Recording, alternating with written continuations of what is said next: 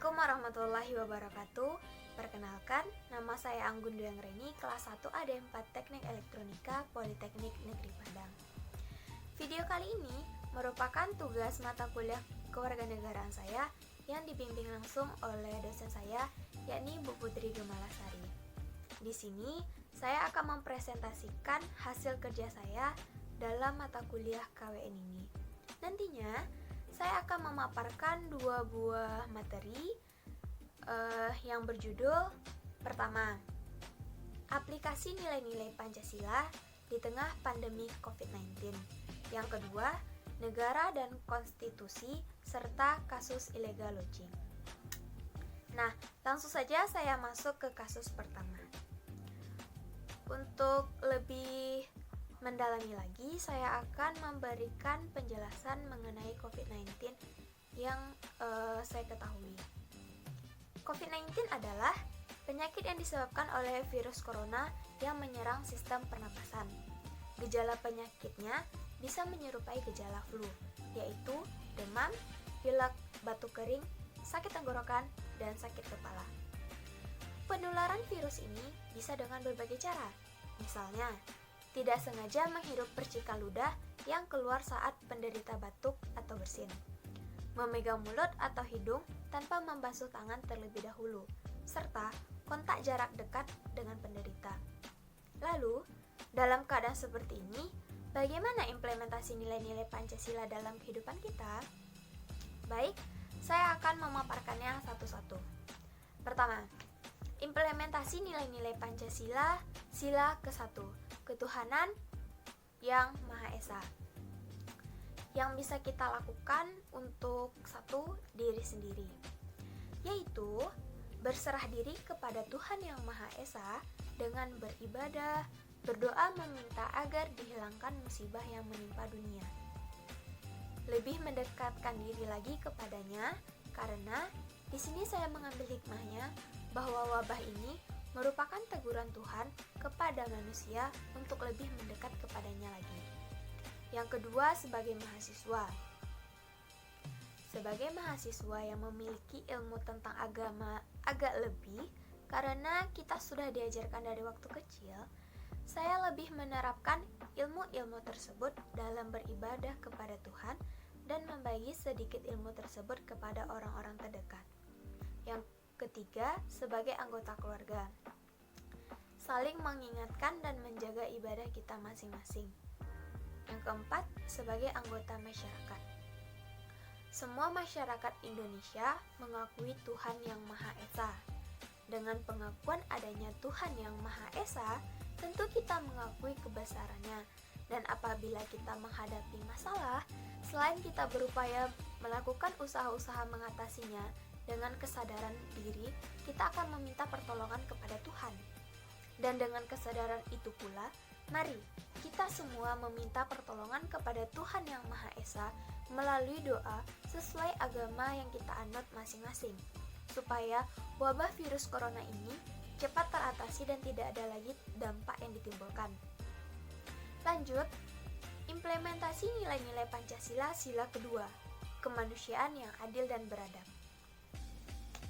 Yang bisa kita lakukan, yang pertama untuk diri sendiri. Menjaga diri untuk tidak saling menyalahkan dalam keadaan wabah pandemi COVID-19 ini. Tidak menghakimi ataupun mengucilkan si penderita, serta menjaga rasa keadilan dan kemanusiaan bagi seluruh rakyat Indonesia, dan mematuhi setiap peraturan kesehatan yang dianjurkan pemerintah. Lanjut, implementasi nilai-nilai Pancasila, sila kedua, kemanusiaan yang adil dan beradab. Yang bisa kita lakukan untuk pertama, diri sendiri. Menjaga diri untuk tidak saling menyalahkan dalam keadaan wabah pandemi COVID-19 ini. Tidak menghakimi atau mengucilkan si penderita, serta menjaga rasa keadilan dan kemanusiaan bagi seluruh rakyat Indonesia, dan mematuhi setiap peraturan kesehatan yang dianjurkan oleh pemerintah. Yang kedua, sebagai mahasiswa, memberikan bantuan seadanya kepada siapapun yang membutuhkan tanpa melihat latar belakang agama, kelompok, suku, ataupun identitas lainnya. Ketiga, sebagai anggota keluarga. Mengingatkan kepada keluarga selalu menjaga kesehatan dan melakukan kegiatan positif yang dapat mempererat hubungan keluarga. Yang keempat, sebagai anggota masyarakat.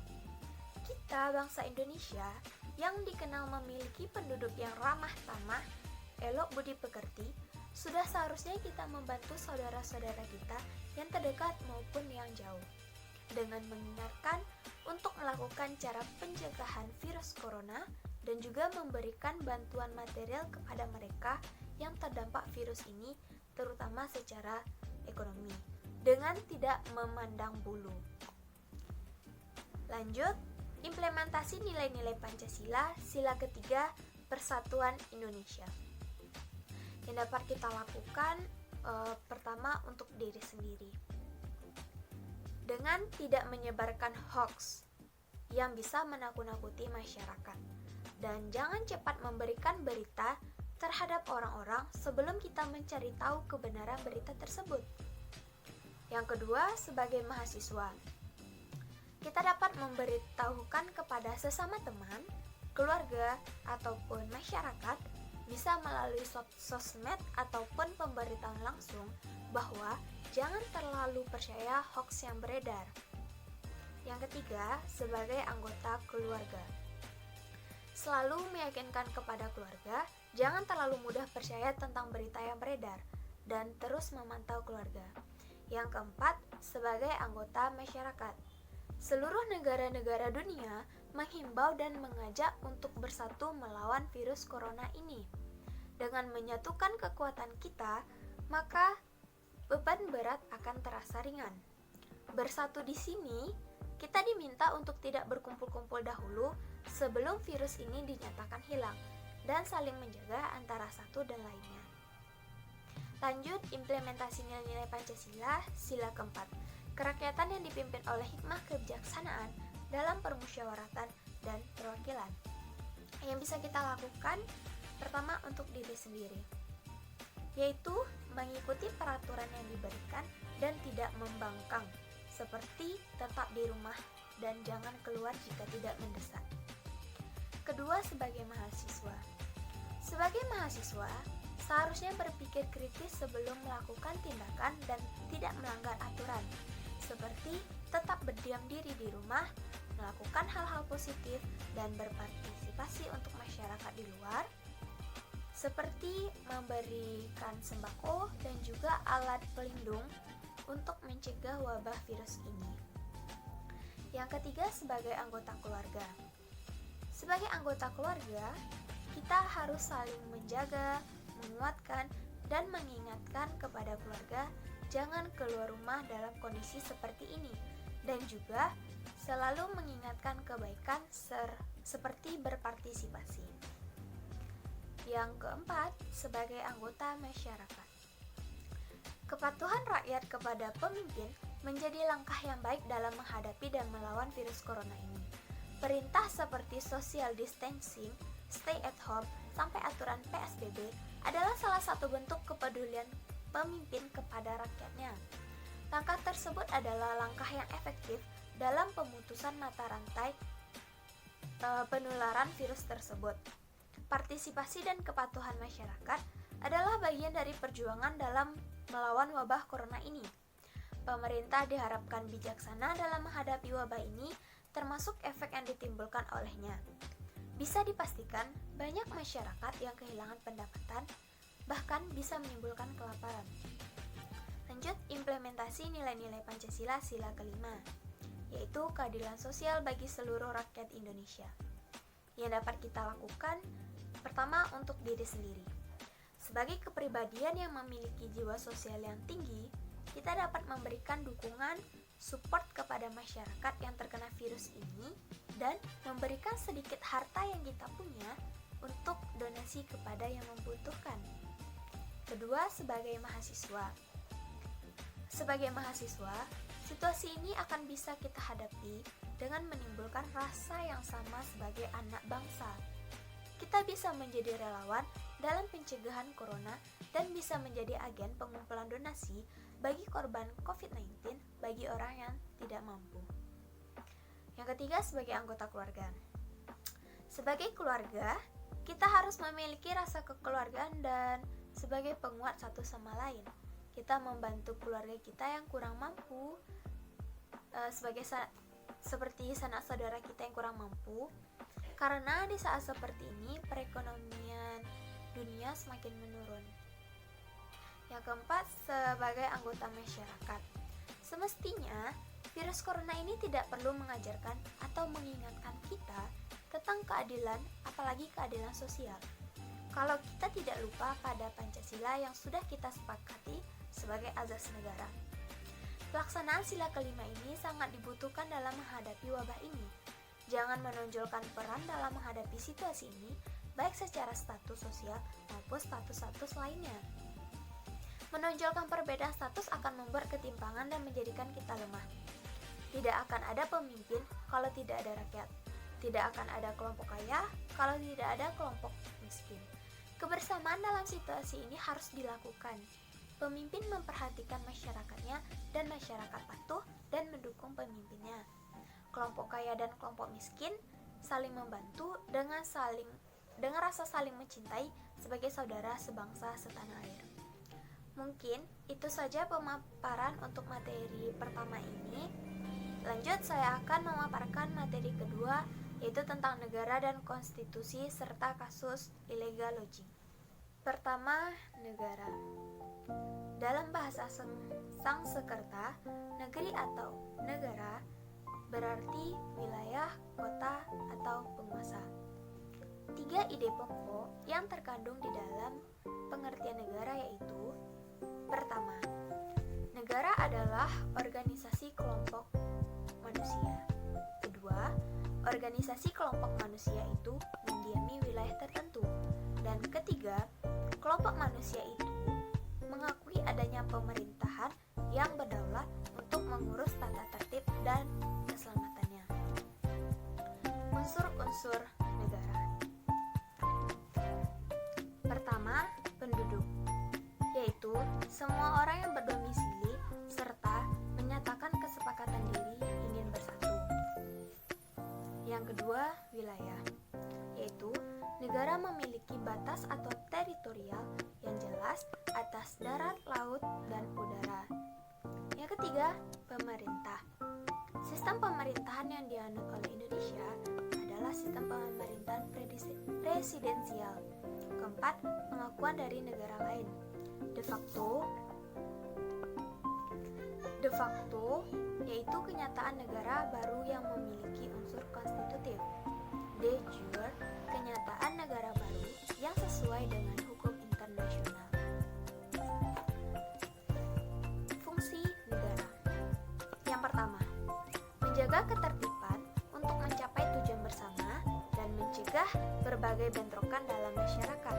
Negara bertindak sebagai stabilisator. Yang kedua, mengusahakan kesejahteraan dan kemakmuran rakyat. Fungsi ini sangat penting terutama bagi negara-negara sedang berkembang. Yang ketiga, mengusahakan pertahanan untuk menangkal kemungkinan serangan dari luar. Untuk itu, maka negara harus dilengkapi dengan alat-alat pertahanan yang kuat dan canggih. Yang keempat, menegakkan keadilan yang dilaksanakan oleh badan-badan peradilan. Tujuan negara.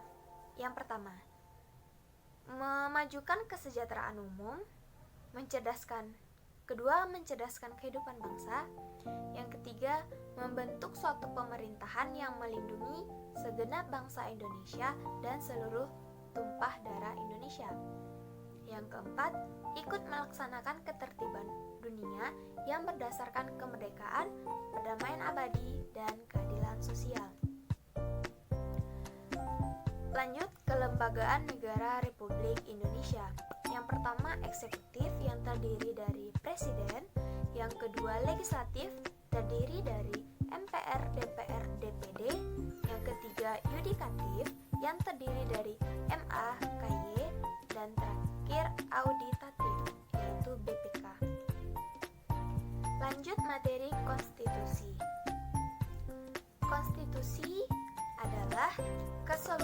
sistem aturan yang menetapkan dan mengatur tata kehidupan kenegaraan melalui sistem pemerintahan negara dan tata hubungan secara timbal balik antara pemerintahan negara dan orang seorang yang berada di bawah pemerintahannya. Lanjut, fungsi konstitusi, yaitu membatasi kekuasaan pemerintah sedemikian rupa sehingga penyelenggaraan kekuasaan tidak bersifat sewenang-wenang. Konstitusi Negara Republik Indonesia. Konsepsi konstitusi negara RI bersumber pada Undang-Undang Dasar 1945. Dalam arti luas, konstitusi Indonesia didasarkan pada Pancasila yang tercantum dalam pembukaan Undang-Undang Dasar 1945 dan batang tubuh. Undang-Undang Dasar Negara Republik Indonesia tahun 1945 sebagai sebuah konstitusi negara kita yang ditetapkan oleh para pendiri negara pada tanggal 18 Agustus 1945 sebagai hukum dasar. Undang-Undang Dasar 1945 bukan hanya merupakan dokumen hukum, tetapi juga mengandung aspek lain seperti pandangan hidup, cita-cita, dan falsafah yang merupakan nilai-nilai luhur bangsa dan menjadi landasan dalam perubahan Undang-Undang Dasar Negara Republik Indonesia tahun 1945 yang dilakukan MPR merupakan upaya penyempurnaan aturan dasar guna lebih memantapkan usaha pencapaian cita-cita proklamasi kemerdekaan 17 Agustus 1945 yang tertuang dalam pembukaan Undang-Undang Dasar Negara Republik Indonesia tahun 1945. Adapun tujuan perubahan Undang-Undang Dasar Negara Republik Indonesia tahun 1945 adalah untuk 1. Menyempurnakan aturan dasar mengenai tatanan negara dalam mencapai tujuan nasional. 2. Menyempurnakan aturan dasar mengenai jaminan dan pelaksanaan kedaulatan rakyat. 3. Menyempurnakan aturan dasar mengenai jaminan dan perlindungan hak asasi manusia. 4. Menyempurnakan aturan dasar penyelenggaraan negara secara demokratis dan modern. 5. Menyempurnakan aturan dasar mengenai jaminan konstitusional dan kewajiban negara mewujudkan kesejahteraan sosial. 6. Melengkapi aturan dasar yang sangat penting dalam penyelenggaraan negara. 7. Menyempurnakan aturan dasar mengenai kehidupan bernegara dan berbangsa sesuai dengan perkembangan aspirasi, kebutuhan, serta kepentingan bangsa dan negara. Oke, saya lanjut dengan kasus yang berjudul Bukan Zamannya untuk Membacking Pelaku Illegal Logging. Pertama, definisi dari illegal logging itu sendiri. Illegal logging adalah tindakan menebang kayu dengan melanggar peraturan kehutanan. Tindakan ini adalah sebuah kejahatan yang mencakup kegiatan seperti menebang kayu di area yang dilindungi, area konservasi dan taman nasional, serta menebang kayu tanpa izin yang tepat di hutan-hutan produksi. Mengangkut dan memperdagangkan kayu ilegal dan produk kayu ilegal juga dianggap sebagai kejahatan kehutanan. Lalu, bagaimana penegak hukum bertindak?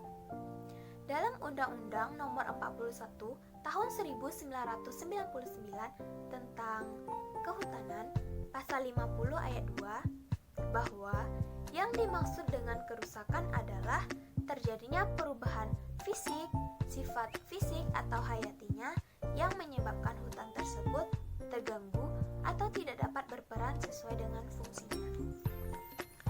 Melihat dari ancaman pidananya, maka pemberian sanksi ini termasuk kategori berat, di mana terhadap pelaku dikenakan pidana pokok berupa: pertama, pidana penjara; kedua, denda dan pidana tambahan perampasan barang semua hasil hutan dan atau alat-alat termasuk alat angkutnya.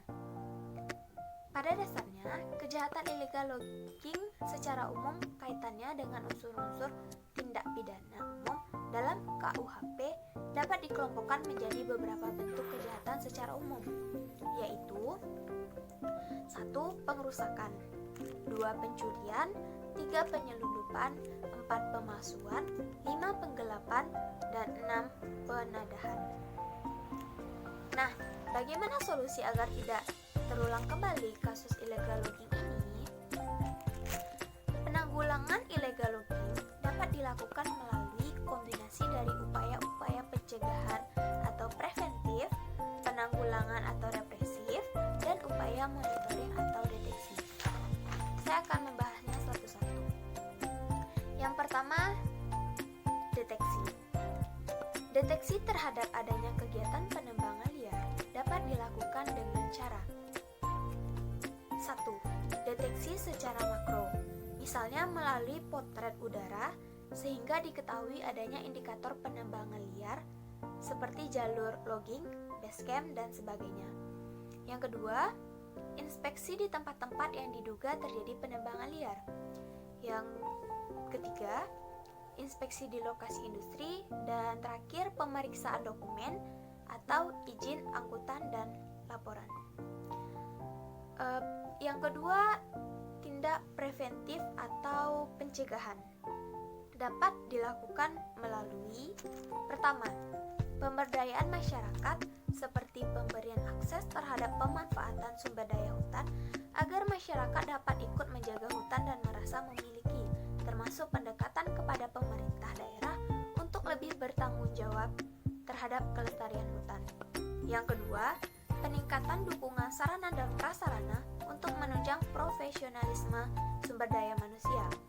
Yang ketiga, evaluasi dan review peraturan dan perundang-undangan. Selanjutnya, tindakan represif merupakan tindakan penegakan hukum mulai dari penyelidikan, penyidikan, sampai ke pengadilan. Untuk itu, harus ada kesamaan persepsi antara masing-masing unsur penegak hukum, yaitu penyidik, Polri dan PPNS, jaksa penuntut, dan hakim. Karena besarnya permasalahan illegal logging, tindakan represif harus mampu menimbulkan efek jera sehingga pemberian sanksi hukum harus tepat. Nah, kaitan kasus illegal logging ini dengan maraknya banjir saat ini. Maraknya bencana banjir yang melanda Indonesia di beberapa daerah merupakan dampak nyata dari kasus illegal logging di atas. Salah satu faktor penyebab banjir adalah illegal logging. Illegal logging mengakibatkan berkurangnya tanaman seperti pohon yang biasanya pada saat hujan tiba, air hujan tersebut diserap oleh akar pohon, sehingga pohon memiliki cadangan air.